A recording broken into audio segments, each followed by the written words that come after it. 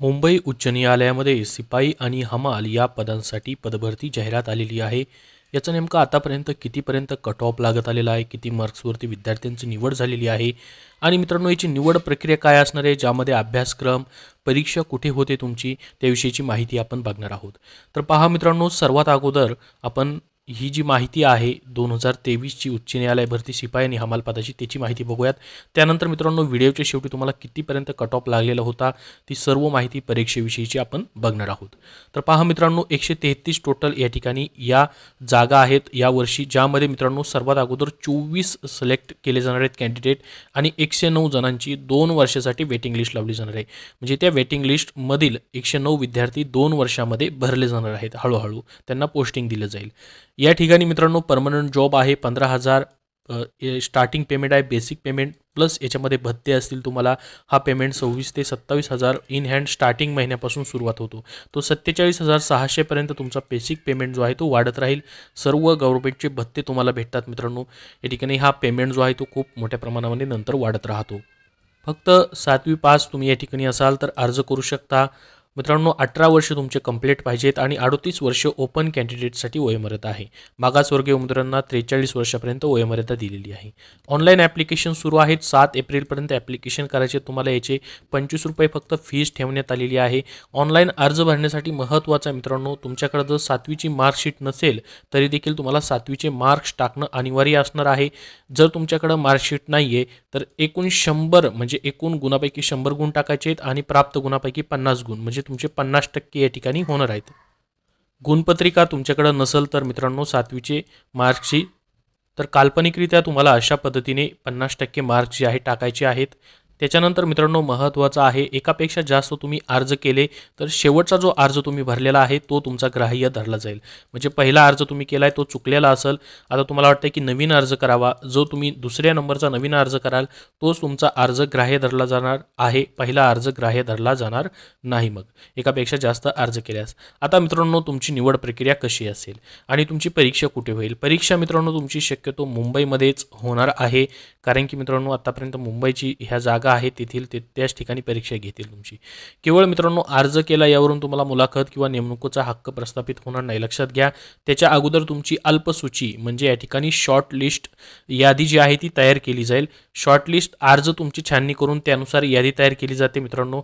त्यामध्ये मित्रांनो उच्च शैक्षणिक अर्हता तुमच्याकडे आहे म्हणून या ठिकाणी तुम्ही शॉर्टलिस्ट अल्पसूचीमध्ये येणार असं मित्रांनो होत नाही. उच्च शैक्षणिक अर्हता जरी असली तरी मित्रांनो त्याचा काहीच फायदा होणार नाही असं त्यांनी या ठिकाणी सांगितलेलं आहे. या ठिकाणी मित्रांनो 7वी पासवरतीच ही पदभरती केली जात आहे.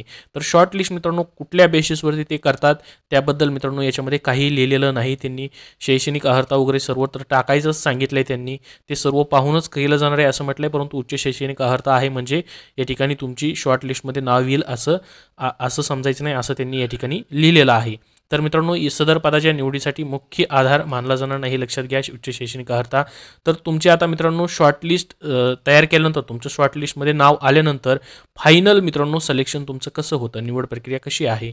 त्यामध्ये लेखी परीक्षा 30 गुणाची तुमची होते अगोदर. लेखी परीक्षेसाठी मित्रांनो वस्तुनिष्ठ बहुपर्यायी मल्टिपल चॉईस क्वेश्चन्स असतात. यासाठी निगेटिव्ह मार्किंग नसते मित्रांनो. 30 गुणासाठी ही प्रश्नपत्रिका आहे तुमची.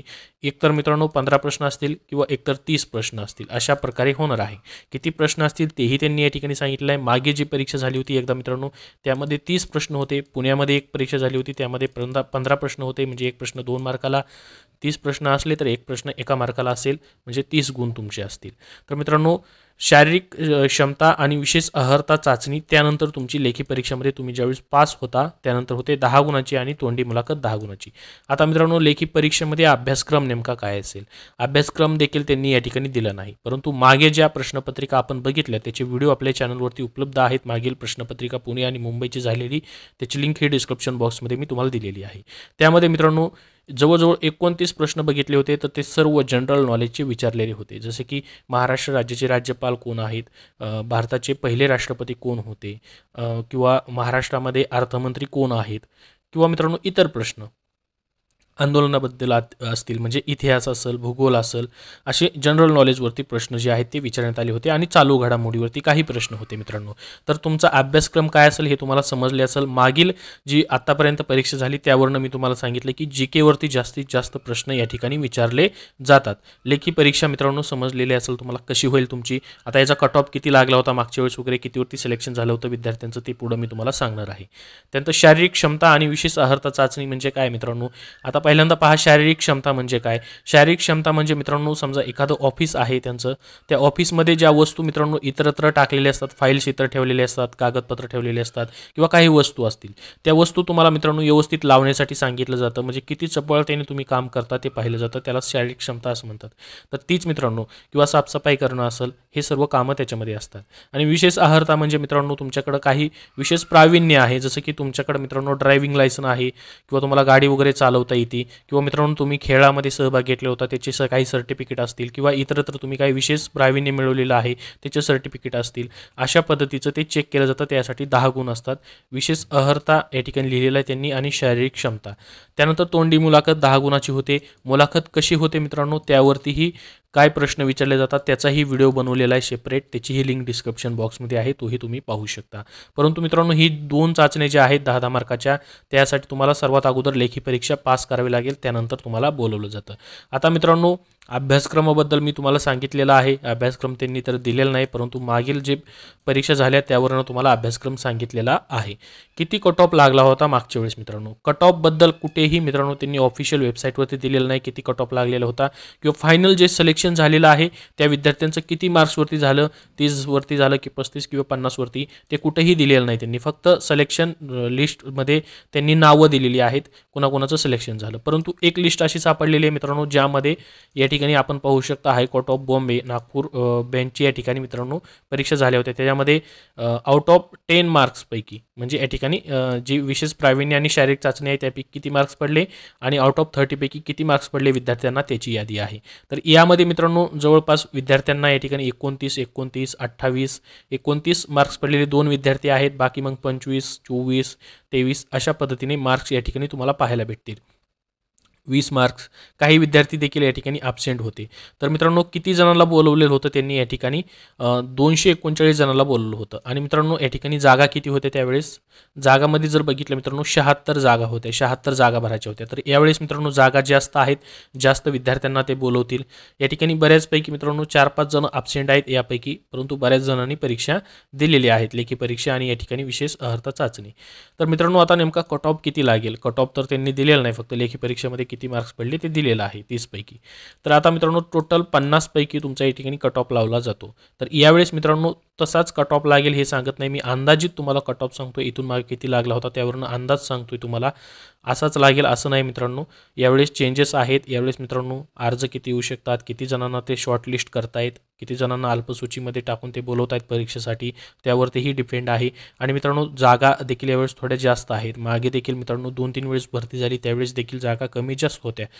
तर 30 ते 35 पर्यंत मित्रांनो या ठिकाणी सिलेक्शन झालेलं आहे, 30 ते 35 मार्क्सवरती.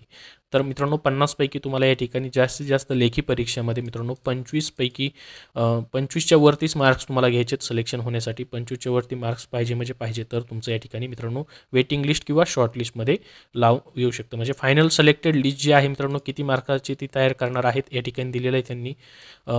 किती कॅन्डिडेटची करणार आहेत, तर 24 सुरुवातीला करणार आहेत सिलेक्ट आणि त्यानंतर 109 जणांना वेटिंग लिस्टमध्ये ठेवणार आहेत. त्यांना मित्रांनो 2 वर्षाकरिता ती वेटिंग लिस्ट असेल. 2 वर्षामध्ये त्यांना हळूहळू पोस्टिंग जी आहे ती दिलं जाईल. टोटल 133 जणांची या ठिकाणी waiting list plus selected list बनवणार आहेत.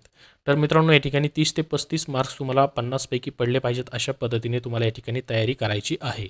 तर या व्हिडिओमध्ये एवढीच महत्त्वाची माहिती होती. याबद्दल अजून काही तुमचे प्रश्न असतील तर नक्की विचारा. हा व्हिडिओ तुम्हाला आवडला असेल तर नक्की लाईक करा. धन्यवाद.